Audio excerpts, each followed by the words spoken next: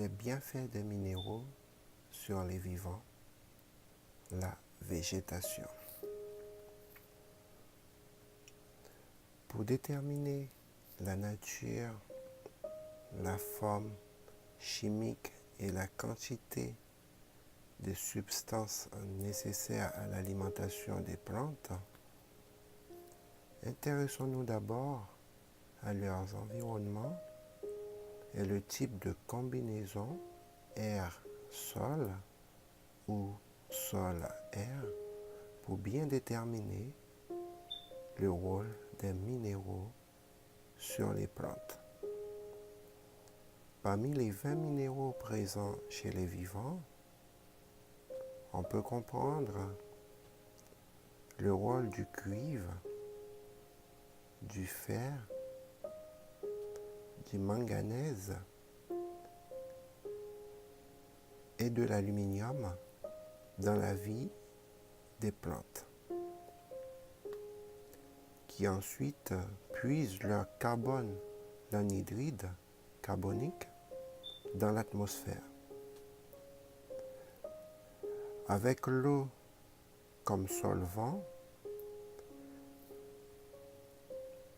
des études menées sur la composition de l'eau et du sol, ainsi que celles des végétaux vivants sur la surface du sol, ont permis de déceler la présence de certains éléments en quantité plus ou moins importante,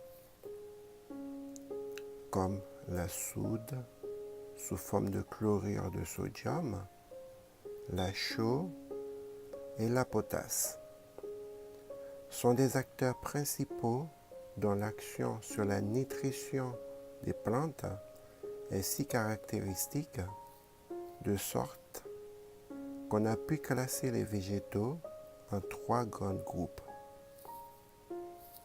Il y a les plantes salicones, dites plantes des rivages et des lieux salés.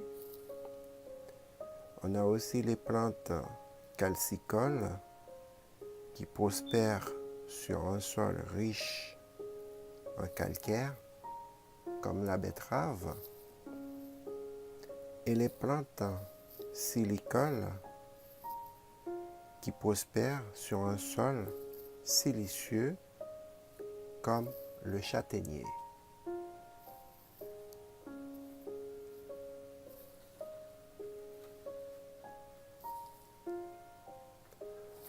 En gros,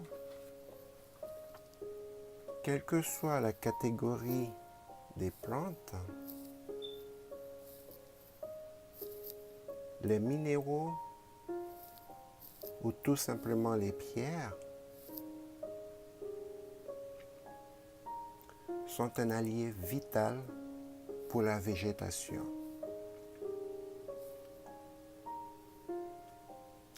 Qu'il soit pour créer un espace zen, en combinaison plante-pierre ou pierre-plante,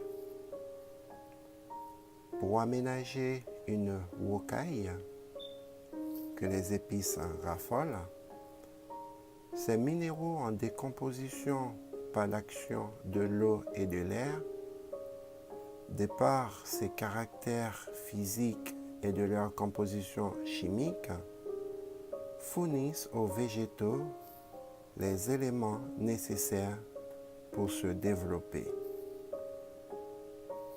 Voilà pour les bienfaits des minéraux sur les vivants. La végétation.